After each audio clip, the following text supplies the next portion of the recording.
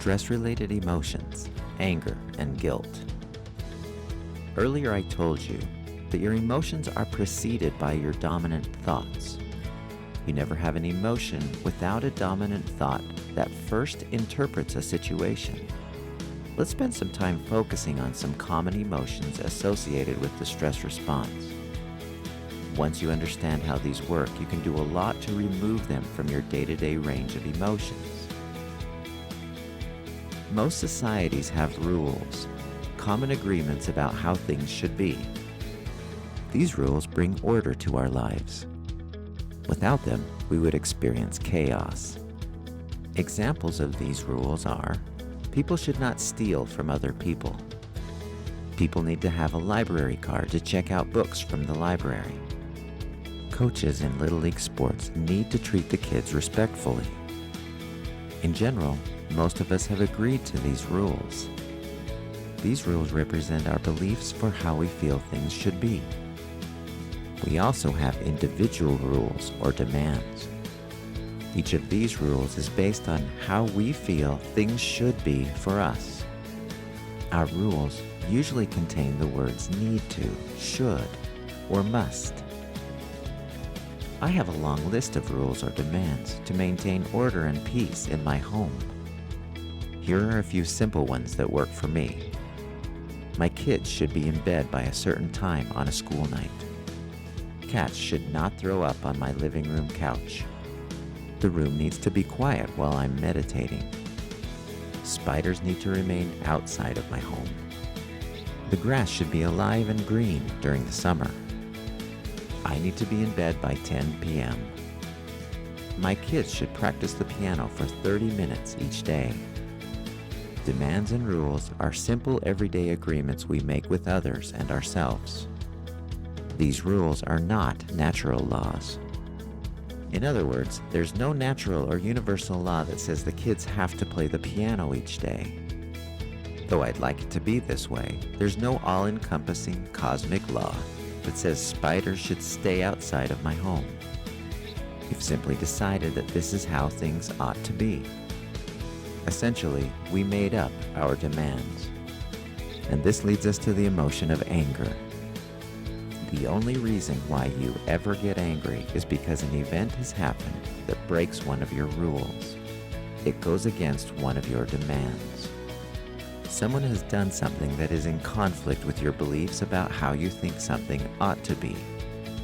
The resulting emotion, which you generate by this thought, is what we call anger. It's very important that you understand this concept because as soon as you do, you can virtually eliminate anger from your life. An event of itself does not make you angry any more than events can make you feel stressed, afraid, bored, or any other emotion.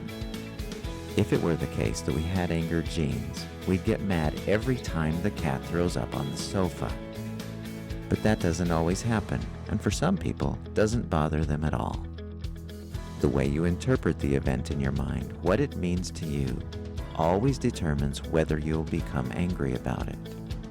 Let's look at some examples. Attachment to our own rules.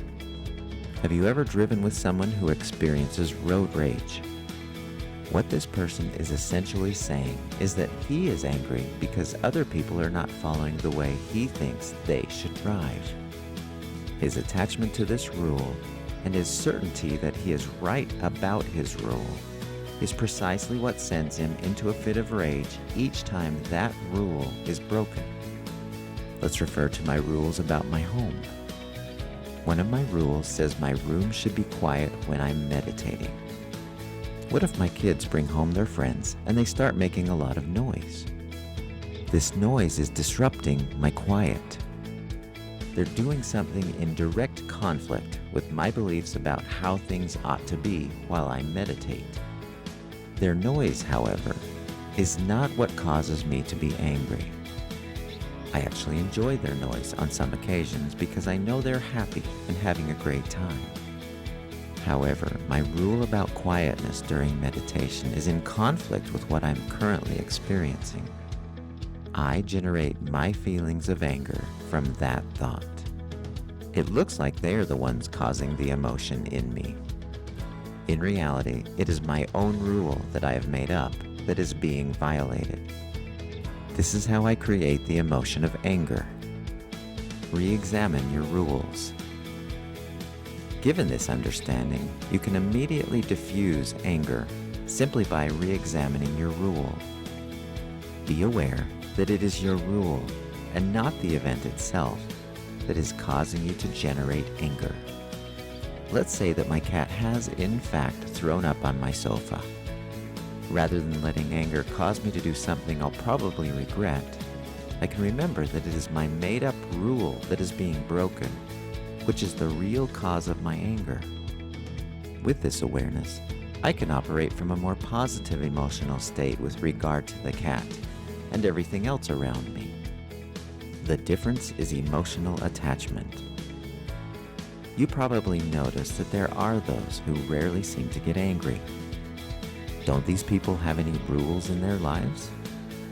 The difference is the degree of emotional attachment they have to their rules and demands. When you are unwilling to budge on your rules, when you need to be right about the correctness of your rules, you'll feel more angry when your rules are broken. However, when you're willing to be flexible with your rules, you'll find that you don't turn on the heat when your rule gets broken. Here's an example of how that might work. I almost never get angry. There are times, however, when my kids are playing their sports and I'm either watching or coaching them, when I find myself getting angry. It usually happens when a referee makes a call that is contrary to how I viewed the action. Ordinarily, I wouldn't get angry at a referee who makes a bad call. No big deal, no emotional attachment. But when my own kids are penalized for his poor judgment, I get mad. I'm very emotionally attached to the continuous well-being of my kids. My rule says they should be treated fairly, and he's not treating them fairly. Over the years, however, I've learned that I don't need to cling so tightly to the way the referee should call the game.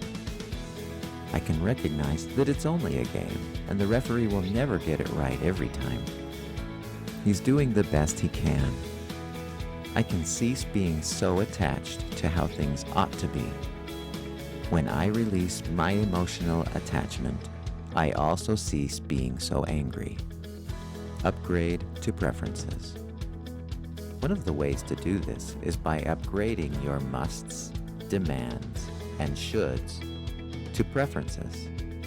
In other words, rather than saying something must happen in a certain way, you can upgrade it by saying you prefer things happen in certain ways. I could say, I prefer that refs make good calls during my kids' games. They may not always, but that's my preference. If that's the way you approach most uncontrollable events that take place in your environment, you'll find yourself rarely generating a heated frenzy. As a result, you can experience peace of mind rather than anger. Jealousy, irritation, frustration, resentment, disappointment, and other related emotions all have their roots in anger. Whenever you feel any of these emotions, it's because things are happening contrary to the way you think they should. The problem with thinking this way, that things should be going differently than they are, is that they aren't. Regardless of how much you think they should be otherwise, things happen, and there's usually not much you can do about them. It is in these times that you can practice the art of upgrading your thoughts to more peaceful, empowering, and stress-preventing thoughts. Anger is not always a bad thing. Having said that, let me make a quick comment about anger. The purpose of helping you realize the real source of your anger is not meant to completely remove anger from your collection of emotions. Anger can be a useful emotion that moves you to positive action. People who are angry about something have founded many beneficial organizations, charities, and foundations. Rather than lash out and become destructive to themselves and others, these people use their energy to create solutions and make things better. The problem with anger is that it too frequently drives people to do things that hurt others or themselves. Abuse, in its many despicable forms, is usually an extension of anger. Aggression and violence have anger at their roots. Anger that leads to feelings of hostility has also been found to be very dangerous, not only for those who happen to be near the angry person, but also for the cardiovascular health of the angry person. The Type A personality was once considered at high risk for damaging the blood vessels of the heart. However, upon further analysis, it turned out that the high risk isn't so much the Type A personality as it is the hostile core personality. Anger, aggressiveness, and hostile behaviors are some of the leading predictors of heart disease and cardiovascular problems. Anger generally leads to a large number of negative outcomes. It affects our health, our relationships, and our emotional stability. Once you understand your anger, how you generate it, and how you can diffuse it, you will gain more control over this very common but potentially dangerous emotion. Guilt is an emotion that is similar to anger. It usually occurs when you do something contrary to your own rules or demands you have for yourself. Perhaps you've established a rule for yourself that says you shouldn't eat a lot of food late at night, or that you shouldn't treat other people in unkind ways. When you do eat late at night, or if you are mean to someone you care about, when you break one of your own rules, it usually results in guilt. Guilt can be especially significant if you find you have violated a rule that has to do with one of your highly held values or with your mission. You can manage your guilt in much the same way as you manage your anger. When you realize that your guilty thoughts cause your unpleasant feelings, search to see which one of your rules you have violated. In other words, figure out what is the real cause of the guilt. If your guilt involves another person, you may want to see what you can do to repair any damage you may have done. Do what you can to fix it and then let it go. It doesn't make much sense to fill up your present moment thoughts with painful memories, which you can't relive or undo. Now you can release your attachment to the rule by upgrading it to a preference. Learn from the experience and then feel the relief that follows. In the next video, discover the truth about fear and your discomfort zone.